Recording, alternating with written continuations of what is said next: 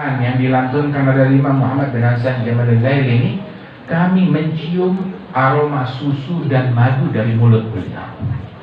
Dia sampai bilang, saya kalau baca Quran rasanya di mulut saya seperti ada susu dan madu, manis, lezat. Masya Allah, lezzatul ibadah, merasakan kelezatan di dalam pengabdian mereka kepada Allah Subhanahu wa Ta'ala. Radhiyallahu anhum wa ardhahum.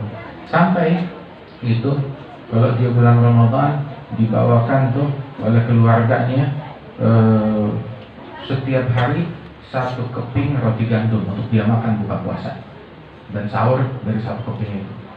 Tiap hari dimasukkan ke khalwat ruangannya beliau, dari jendela dimasukkan.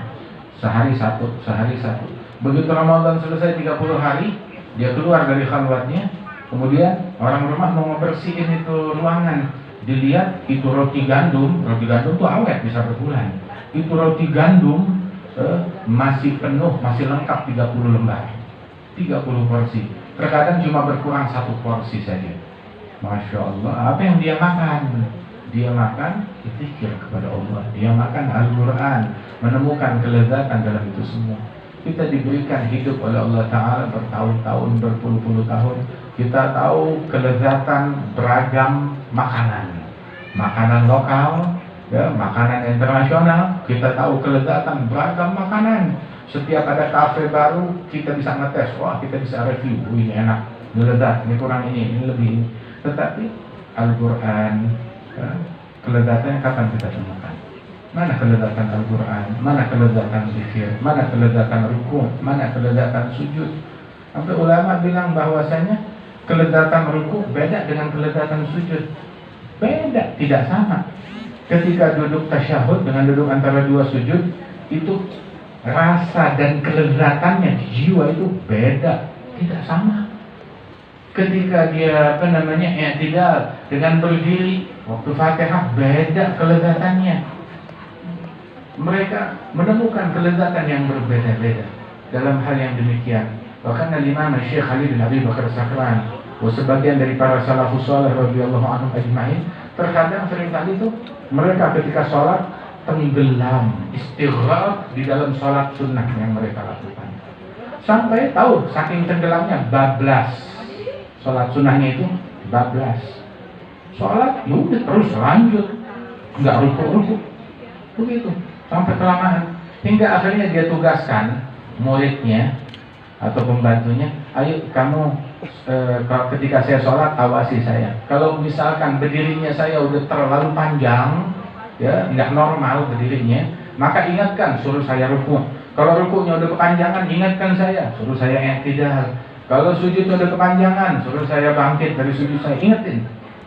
Dia tugaskan satu orang untuk ingatkan dia. Hingga ketika dia sholat berdirinya udah kepanjangan, lewat daripada batas normal, itu diingatkan, ya Habib, ya Syekh, ruku, sekarang waktunya ruku, sekarang waktunya i'tidal, sekarang waktunya sujud, sampai diteriakkan. Kenapa? Karena dia tenggelam di dalam kelezatan itu semua. Radhiyallahu anhum wa ardhahum. Sampai disebutkan bahwasanya Al-Imam Ali Zainal Abidin Ibn Al-Husain bin Ali bin Abi Thalib, beliau merasakan kelezatan di dalam zikir ibadat kepada Allah Ta'ala. Hingga satu kali waktu dia sholat, itu rumah dia kebakaran, terjadi kebakaran. Itu para pembantu, ya, orang-orang rumah semuanya panik, berusaha memadamkan. Ada Imam Ali Zainal Abidin Ibn Al-Husain terus aja dia sholat. Ini kebakaran hebat, orang sampai teriak, iya benar binti Rasulullah, wahai cucu Nabi, api. Segera evakuasi, tetap aja dia sholat dalam sujudnya, tak sadar apa-apa. Akhirnya api berhasil dipadamkan, wal imam kata masih tetap sujud. Sayyidina Ali Zainal Abidin. Udah nggak lama kemudian dia bangkit dari sujudnya, dia bilang, ya imam, ya sayyidi, kamu nggak dengar? Tadi ada terjadi kebakaran, dia lihat asap, ya ini gosongnya, ini angus. Ada apa ini terjadi kebakaran? Kami meneriakkan engkau. Khawatir engkau terkena api, tapi engkau tidak juga selesai daripada sholatmu. Nah, saya nggak sadar. Kok bisa nggak sadar? Ya gimana? Saya sibuk dengan api yang lebih besar.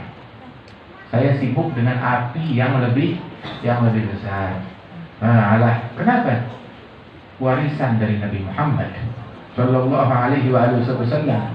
Nabi sekali itu dalam Sahih Bukhari sholat asar bersama para sahabat. Ketika Nabi Muhammad sholat asar, tiba-tiba Nabi Muhammad mendekat, maju ke arah mihrab, selangkah, 2 langkah, 3 langkah, sampai betul-betul hampir nempel ke dinding mihrab. Udah gitu, nggak lama kemudian mundur, sampai hampir itu nempel ke saf yang pertama yang berada di belakangnya Rasulullah. Kemudian balik lagi ke tempat yang normal biasa. Selesai salam, sahabat bertanya, ya Rasulullah, apa yang terjadi? Dan kalian lihat, barusan waktu saya sholat, Allah Ta'ala, saya diperlihatkan oleh Allah pemandangan yang kontras yang gak pernah saya lihat sebelumnya. Apa? Pemandangan yang pertama, waktu saya mendekat, itu Allah Ta'ala perlihatkan saya surga dan istananya dan kenikmatan yang ada di dalamnya. Sampai saya ngeliat tuh pohon anggur dan buah anggur yang menggantung di pohon itu yang saya mendekat ke arah surga tersebut. Itu seandainya saya petik, bisa. Seandainya saya petik, kalian akan memakan buah anggur tersebut sampai hari kiamat, gak bakalan habis. Sebab itu buah surga la mabtu'atin wala mamnu'ah. Makna ketika dipetik satu, diambil itu buah sebutir, itu dari tangkainya tumbuh lagi. Sesaat itu juga. Kalau kalian makan buah tersebut, kalau saya petik buat kalian akan memakannya sampai hari kiamat, nggak bakalan habis, kata Rasulullah Shallallahu Alaihi Wasallam. Itulah keadaannya ketika kalian melihat aku mendekat ke mihrab. Kemudian ketika saya mundur, tiba-tiba berubah pandangannya menjadi neraka dan siksa yang ada di dalamnya yang menakutkan. Saya mundur, menjauh. Itulah ketika kalian melihat saya menempel ke saf yang berada di belakang saya, sabda Rasulullah Shallallahu Alaihi Wasallam. Sibuk dengan neraka yang lain, bukan sibuk dengan medsos, bukan sibuk dengan berita, bukan sibuk dengan apa yang dibisingkan, yang dikumandangkan, yang digemuruhkan oleh orang-orang di zaman sekarang ini. Entah apa yang mereka bicarakan. Sibuk dengan Quran, yang ini sibuk dengan zikirnya, yang ini sibuk dengan Qurannya, ini sibuk dengan sujudnya, ini sibuk dengan rukuknya. Al-Imam Sayyidul Tabi'in, Al-Imam Uwais Al-Qarni, Sayyidul Tabi'in Uwais Al-Qarni. Al-Imam Ali Zainal Abidin juga Sayyidul Tabi'in. Kalau disebut tentang Sayyidul Tabi'in, itu jelas di luar ahli baitnya Rasulullah Shallallahu Alaihi Wasallam. Mereka nggak masuk hitungan. Sebab kalau darah dagingnya Rasulullah masuk hitungan, ya semuanya kalah. Jadi mereka ini khalas nggak masuk hitungan. Ini Uwais Al-Qarni, tidak diragukan Ali Zainal Abidin afdal ahli zamani. Ada Uwais Al-Qarni, Sayyidina Uwais Al-Qarni, salah seorang tabi'in. Beliau apabila datang malam hari, itu beliau sampai berkata, begitu habis sholat isya, al-lailah, malam ini apa menunya? Ini malam sama seperti kita, malam ini menunya apa, makannya apa. Beliau juga Uwais Al-Qarni itu kalau udah habis sholat isya, dia udah mengecek menu malam ini apa. Dia bilang, apa menunya? Al-lailah, lailatul ruku' atau lailatul sujud. Malam ini adalah malam untuk bersujud, kata beliau. Maka dia sholat takbir, langsung takbir, Allahu Akbar, baca surat sedikit pendek, dia ruku, kemudian dia sujud dan tidak bangkit dari sujudnya melainkan menjelang subuh. Keesokan malamnya lagi habis sholat isya, dia mikir malam ini menunya apa? Al-laila lailatul ruku', malam ini adalah malam untuk ruku'. Dia takbir, baca surat sekedarnya, udah gitu dia ruku', tidak bangkit dari ruku'nya melainkan menjelang subuh. Malam berikutnya, malam ini ngapain? Al-lailah lailatul qiyam, malam ini adalah malam untuk berdiri. Menu malam ini dia takbir Allahu Akbar, dia baca Al-Fatihah dan dia baca surat. Tidak mulai ruku' melainkan ketika menjelang subuh. Radhiyallahu anhu warḍah. Bukan Imam Al-Hasan bin Shalih Al-Bahar merasakan kelezatan yang luar biasa di dalam ibadatnya. Itu rutin, ibadatnya luar biasa. Dengan ibadat yang sangat hebat, yang sangat banyak, dia merasakan kelezatan dalam ibadat. Sampai ketika beliau sedang sakit, itu ibadat nggak dia tinggalkan. Tahajud, qiyamul lail tidak dia tinggalkan. Itu putra beliau Al-Imam Abdullah bin Hasan bin Shalih. Abdullah bin Hasan bin Shalih ada ubbad ahli Hadramut, ahli ibadat di Hadramut tuh ada dikenal tuh ada 2 atau 3 orang. Yang pertama Imam Abdullah bin Hasan bin Shalih Al-Bahar. Yang kedua Imam Abdurrahman bin Muhammad Al-Mashhur, sahib kitab Bughyah Mustarsyidin, mufti Diyar Hadramiyah. Kemudian ada lagi satu bin Aqil dari Daryah. Mereka ini adalah ubbad ahli Hadramut. Ubbad Hadramut di satu zaman itu ahli ibadatnya mereka ini yang dikenal. Ada Imam Abdullah bin Hasan bilang, satu kali ayah saya tuh lagi sakit, demam tinggi, panas. Itu saking panasnya demamnya kita selimut sampai 7 lapis, tapi panasnya itu masih terasa sampai keluar selimut. Saking demamnya tinggi. Sampai ketika masuk habis sholat isya di istirahat, sampai begitu masuk waktu tahajudnya, saya udah pikir malam ini ayah saya lagi demam tinggi, pasti nggak bisa tahajud. Begitu masuk waktu tahajudnya, dari balik selimut kita Imam Hasan bin Shalih kedengaran suaranya itu, bumi ya nafsu, wahai nafsuku yang busuk bangun, kamu ingin menjegal saya dari tahajud. Dia tepuk pahanya, bumi bangun wahai nafsuku yang busuk. Dia bangun, dia lempar selimut yang 7, dia panggil, ya Abdullah anakku, bawa sini air wudhu. Dia ambil wudhu, kemudian dia berdiri sholat tahajud, berdiri sampai terbit subuh. Dia melakukan kebiasaan tahajud dia seperti biasa. Mau sakit, mau demam, mau mati, nggak ditinggalkan.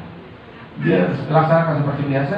Dan amalan beliau itu, Imam Al-Hasan bin Shalih Al-Bahar, itu amalannya beliau itu ditutup dengan 2 rakaat. Tahajudnya ditutup dengan 2 rakaat. 2 rakaat apa? Sebelum subuh itu 2 rakaat. Dia tutup dengan 2 rakaat, membaca rakaat pertama Al-Quran dari awal hingga hatam. Rakaat kedua dia baca surat Al-Ikhlas, Qul huwallahu ahad. Gak banyak, cuma 90.000 kali. Dari itu begitu dia salam, adzan subuh. Seolah-olah adzan subuh itu nunggu salam, seolah-olah adzan subuh nunggu salamnya beliau. Dia salam pas adzan subuh. Radhiyallahu anhu. Waktu dia sakit, begitu selesai tahajudnya, sakit lagi. Radhiyallahu anhu. Mereka menemukan kelezatan, kenikmatan di situ dalam ibadah, dalam amalan mereka. Hingga orang nggak tahu tentang hal-hal duniawi, bukan nggak peduli, tidak. Tapi mereka mengetahui hakikat bahwasanya tidak terjadi kebocoran duniawi, melainkan karena kebocoran yang terjadi dalam perkara akhirat kita. Musibah dunia nggak terjadi melainkan gara-gara musibah agama yang menimpa kita. Itu sumbernya di situ. Nah, orang sibuk ketika ada keran, pipa air bocor terbuka, dia sibuk ngepel. Tapi ini dibiarin terbuka kerannya. Sibuk ngepel di sini, bersihkan di sini, begitu. Tutup dulu kerannya itu, kebocoran yang di atas tutup, baru bersihkan yang bawah. Dia sibuk bersihkan yang bawah, yang ini dibiarkan ngucur, dia percuma, kotor lagi. Namun tidak terjadi kebocoran dalam perkara dunia, melainkan karena sebelumnya telah terjadi kebocoran dalam perkara akhirat kita. Enggak kurang perkara duniawi kita karena kebocoran dan kekurangan yang terjadi dalam perkara akhirat kita. Entah sholatnya, entah ibadatnya, entah tahajudnya. Cuma dasar kita manusia, kalau terjadi musibah yang menimpa akhlak kita nggak berasa. Yang menimpa istiqamah kita nggak berasa. Yang menimpa hubungan kita dengan Allah kita nggak merasakan. Tapi begitu perkara itu menimpa perkara duniawi kita, perkara harta kita, perkara tahta dan politik itu, baru kita berasa bangkit.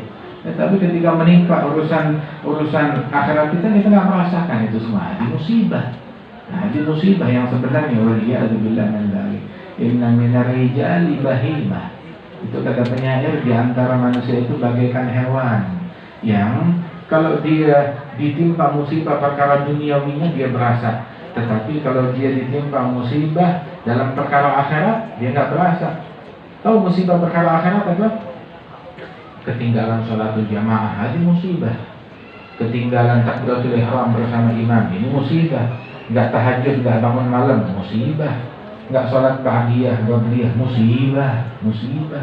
Hari ini nggak baca Quran, musibah, bala, musibah yang sebenarnya. Begitu. Minum dengan tangan kiri atau minum sambil berdiri, musibah. Ada musibah. Telat sholat asarnya telat, nggak kebagian jamaah, musibah.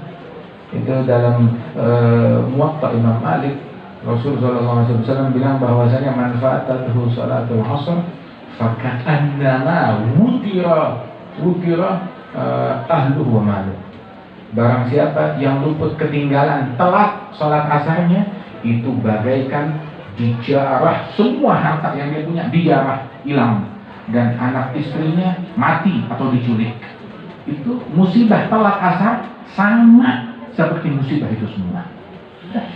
Cuma kita kalau telat asar kita nggak berasa itu musibah, tapi kalau hilang handphone baru itu musibah. Handphone satu, itu musibah. Kita menganggapnya. Padahal ketinggalan sholat asar musibah, ketinggalan takbiratul ihram berjamaah itu musibah. Maka hadal Imam Al Hasan bin Shalih Al Bahr, seorang ulama besar, seorang wali besar, itu dia ada apa namanya tumor di tubuhnya, tuh ada tumor, ya, yang dokter bilang ini tumor mesti dibuang, mesti dipotong. Tapi 200 tahun yang lalu, Hasan bin Shalih, 200 tahun yang lalu itu nggak ada apa namanya obat bius untuk membius dia. Jadi orang kalau operasi, ya potong aja udah. Ya, jadi pisaunya disterilkan, dipegang itu orang kuat-kuat, butuh potong, kemudian untuk menghindari pendarahan begitu, api yang sudah dipanaskan, logam yang sudah dipanaskan, besi yang menyala merah, ditempelkan ke tubuhnya itu untuk menghentikan pendarahan. Keras, sulit. Begitu. Operasi seperti itu dahulu. Maka dia ini ada tumor di bagian belakang tubuhnya, mesti dibuang, dioperasi, ya dengan cara seperti itu. Dokter bilang ke anaknya, Habib Abdullah, ini ayah kamu mesti dioperasi. Bilang, ayah saya udah tua, masa mau kita ikat? Kita ikat, terus setelah kita lakukan operasi, ya harus begitu. Kita khawatir ini virus ganas menyerang kepada hal yang lain. Tapi sebagaimana gini, kita mau operasi perlu waktu berapa lama? Kalau alat-alatnya udah siap, berapa lama? Dia bilang 15 menit, 20 menit, beres. Kita tinggal potong, kemudian dibakar, kemudian dibersihkan. Perbanyak 15 menit, 20 menit, paling lama setengah jam. Nah, kalau begitu, abah saya itu dia habis maghrib sholat ba'diyah maghrib, itu ba'diyah maghrib ke 1 rakaat lebih dari setengah jam. Nggak bergerak, udah kayak patung. Nah, itu dalam Ihya disebutkan, di dalam apa namanya Kutub Sya'rani juga disebutkan. Itu sebagian salaf bilang, kalau saya udah sholat, dia bilang nih kepada orang-orang rumahnya, anak-anakku jangan berisik. Entar kalau saya sholat takbir, kalian mau jerit-jerit, mau gendangan, mau berisik, nggak apa-apa, sebab saya nggak berasa, nggak ada apapun. Udah nggak terasa dengan lingkungan, dengan sekitar. Seolah-olah jasad yang di situ, jiwanya nggak ada di situ, ruhnya nggak ada di situ. Kalau kita kebalikannya, kalau udah sholat jangan ada yang berisik, begitu hilang khusyuknya. Emang kalau nggak ada yang berisik, jadi khusyuk? Tetap juga nggak khusyuk juga. Alhasil perlu berapa menit? Ya sekitar 15-20 menit untuk melakukan operasi baik. Akhirnya sudah begitu sholat jamaah dengan abahnya, ini dokternya udah siapkan. Abahnya sengaja nggak dikasih tahu biar nggak khawatir. Dan begitu udah sholat maghrib berjamaah, kemudian abahnya sholat ba'diyah maghrib seperti biasanya panjang, dia baca Quran lama. Begitu takbir Allahu Akbar langsung, ayo dokter, ya, dia sobek bajunya dari belakang. Wal Habibah tetap sholat nggak berasa. Kemudian dibersihkan, kemudian mulai dibuang tumornya, dioperasi. Apinya udah dipanaskan, besi panas ditempelkan untuk menghentikan pendarahan. Kemudian diperban, dibalut, memakan waktu 15 menit sampai 20 menit operasi tersebut. Ulil Habib Hasan bin Shalih nggak beranjak, nggak bergerak, tetap aja berdiri seperti biasa. Begitu udah selesai, dia rukuk, lanjut rakaat berikutnya, dia salam. Begitu salam, ya, Dulu udah rapi operasinya. Dia panggil anaknya, Abdullah, wahai anakku.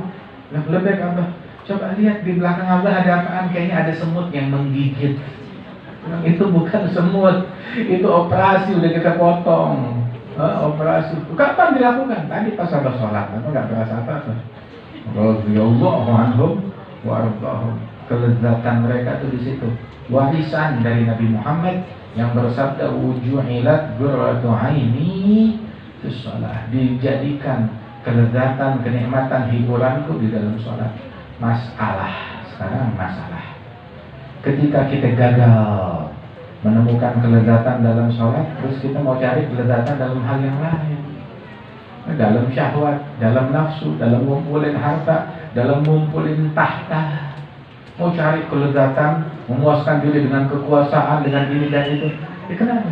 Karena kita gagal di dalam sholat, gagal di dalam tahajud, gagal di dalam zikir, gagal di dalam tahmid, tasbih, tahlil, gagal di dalam pengabdian kepada Allah Ta'ala. Kita gagal menemukan kelezatan di situ. Terus kita cari, kali ada kelezatan yang lain yang bisa menggantikan kelezatan ini semua. Nggak ada yang bisa menggantikan kelezatan ini semua. Segala kelezatan yang pernah kita rasakan nggak setimpal, nggak sebanding dengan kelezatan di dalam sholat, dalam ibadat, dalam zikir kepada Allah Subhanahu wa Ta'ala. Cari dan temukan. Tahukah?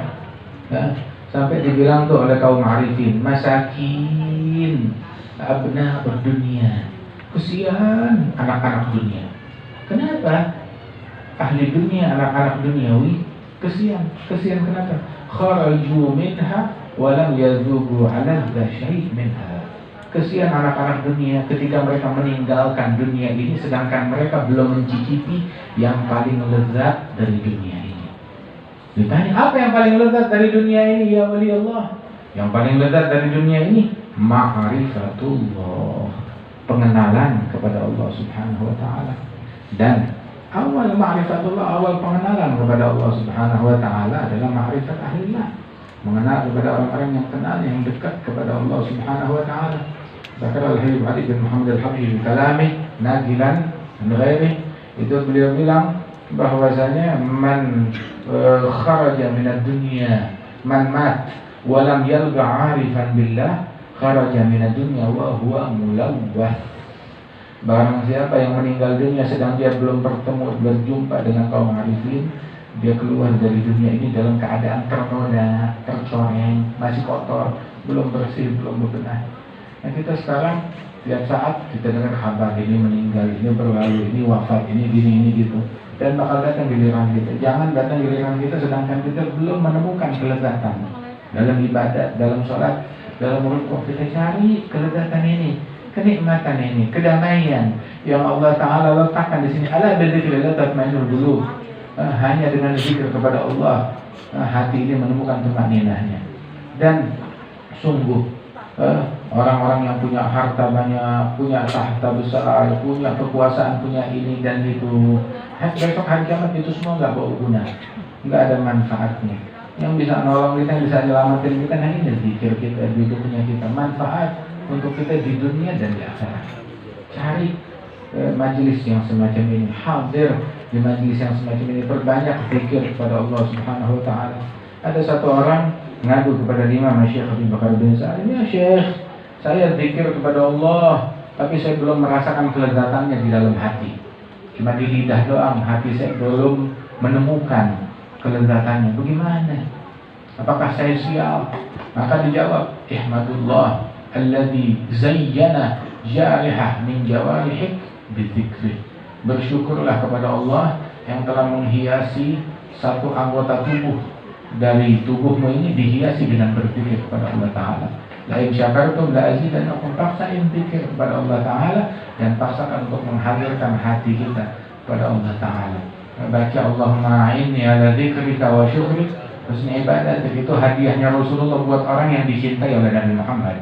Itu dalam al-hadits al-musalsal fil mahabbah alladhi rawaina an walidina an jaddina bisanadihim ila Nabi sallallahu alaihi wasallam. Ketika Nabi Muhammad berkata kepada Sayyidina Mu'adz, ya Mu'adz inni uhib, wahai Mu'adz, aku cinta kepada engkau. fala tada'anna an tagra'a dubura shalah Allahumma a'inni ala dzikrika wa syukrika wa husni ibadatik. Ya Mu'adz, aku cinta kepada engkau, jangan kamu tinggalkan untuk baca setiap habis salat fardu, baca Allahumma a'inni ala dzikrik. Ya Allah, bantu aku dalam berzikir kepadamu, dalam bersyukur kepadamu, dalam beribadat sebaik-baiknya kepada Allah Subhanahu wa taala.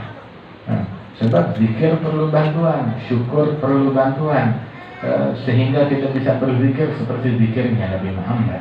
Kita bisa bersyukur, ngikut dengan syukurnya Rasulullah, mengabdi beribadat dengan pengabdian, mencontoh, mengekor kepada pengabdiannya Rasulullah Sallallahu Alaihi Wasallam. Alhamdulillah, insyaallah kita yakin bahwasanya negeri ini senantiasa dalam kebaikan selama majelis yang semacam ini tetap ada, selama kegiatan yang semacam ini tetap ada, selama kumpulan zikir yang semacam ini tetap ada, selama sholat tasbih dikumandangkan dan dilaksanakan di mana-mana, insya Allah negeri ini tetap baik. Ya Allah Subhanahu wa taala jauhkan kita dari musibah. Kan kita udah lihat beragam musibah yang terjadi, semuanya kewalahan. Negara yang paling canggih nggak bisa berbuat apa-apa, runtuh kecanggihan mereka. Yang paling maju dalam ekonomi, runtuh ekonomi mereka, gagal mengendalikan keadaan yang sekarang. Negara yang paling canggih dalam kesehatan, dalam kedokteran, kewalahan. Organisasi yang menjadi rujukan dalam kesehatan duniawi, gagal memberikan solusi. Orang yang paling kaya, gagal. Yang paling berkuasa, gagal. Semua manusia gagal. Nah kita amma yujibul muttarra idza da'ah wa yakshifus su' wa yaj'alukum khulafa'al afilahum ma'allah la ilaha illallah. Siapa gerangan yang maha mampu menjawab doa orang yang sedang kepepet, yang gak punya siapa-siapa untuk dia panggil melainkan hanya kepada Allah Subhanahu wa taala? Siapa satu-satunya yang mampu menyingkap problem dan kesulitan selain Allah Subhanahu wa taala? Tuhan yang lain gak ada. Panggillah Allah, berserulah kepada Allah, runjuklah kepada Allah. Allah yang bisa nolong, Allah yang bisa bantu, Allah yang bisa memberi, Allah yang bisa menyingkap segala problem dan segala kesulitan. Ini majelis yang semacam ini, di mana kita doa, kita bersujud, ini manfaatnya lebih besar, ya, manfaatnya daripada usaha apapun. Seandainya tuh orang-orang Syekh Al-Habib Umar bin Muhammad bin Salim Al-Hafidh, itu beliau bilang ketika hadir satu majelis, tahu nggak nih majelis yang kita buat nih, yang kita kumpul nih sekali ini lebih ampuh menolak corona daripada ribuan usaha yang dilakukan oleh negara-negara besar untuk menolak. Begitu ini satu majelis ini lebih ampuh menolak corona, lebih daripada itu semua, lebih ampuh daripada itu semuanya. Masya Allah. Makanya begitu sujudnya kita itu yang paling ampuh untuk menolak bala. Air matanya kita itu yang paling ampuh untuk menolak bala. Dalam hadis Rasulullah bilang, "Lau baka ba'atin fil ummah la rahimahullah." Dibukai. Seandainya seseorang menangis berdoa untuk umat dengan linangan air mata dia nangis, maka Allah akan menurunkan rahmat untuk semua umat berkat tangisan satu orang ini. Semuanya ditolong berkat tangisan orang kayak begini. Dan Allah kalau ingin memberikan kebaikan kepada dunia, kepada umat manusia, diperbanyak jenis-jenis orang yang semacam ini, yang pandai, bukan pandai ngomong, orang yang pandai menangis, bukan yang pandai kritik, yang pandai menangis untuk Allah. Diperbanyak orang yang pandai menangis untuk Allah. Kita kalau disuruh pidato, kita bukan tukang pidato, kritik jago. Apa itu mau komentar jago, kita ahlinya komentar. Tukang komentar, apa aja kita bisa komentarin. Hatta anak kecil bisa komentarin presiden, bisa komentarin orang-orang yang besar, ulama besar bisa dikomentarin. Terus hebat? Kagak sama sekali, gak ada yang kayak begitu. Komentar sih, kita jago, tapi gak ada gunanya, gak ada manfaatnya. Tapi kita bisa andil bagi dunia, bagi bangsa ini, bagi negeri ini dengan apa? Linangan air mata. Ini malam ini, ketika kita tahajud, nangis untuk Allah Subhanahu wa taala, doa untuk Allah Subhanahu wa taala. Mudah-mudahan Allah Subhanahu wa taala berikan keberkahan dalam perkumpulan kita ini. Insyaallah diberikan keberkahan, afiat, kesehatan, dan juga saudara dua dan para asatidzah yang telah andil dalam perkumpulan kita dalam acara ini. Allah taala berikan berkah, Allah taala berikan taufik kepada kita sekalian. Kamu mungkin dari majelis yang mulia ini, dan majelis sholatul tasbih, majelis zikir, majelis sholawat, Ya kita doa, kita memanggil, kita berseru bersama-sama, kita memanggil kepada Allah Ta'ala, berseru kepada Allah. Kita tahu hanya Allah yang bisa mengabulkan doa kita, hanya Allah yang bisa menyingkap bala dan musibah yang menimpa kita, hanya Allah yang bisa memberikan bantuan kepada umat ini. Ya, ketika orang memanggil nama selain Allah, kita memanggil Allah, ya, dengan ruh kita, dengan jiwa kita, dengan lisan kita, dengan harapan kita, bersama-sama kita berseru memanggil Ya Allah, Ya Allah, Ya Allah, Ya Allah, Ya Allah, Ya Allah, Ya Allah, Ya Allah, Ya Allah, Ya Allah, Ya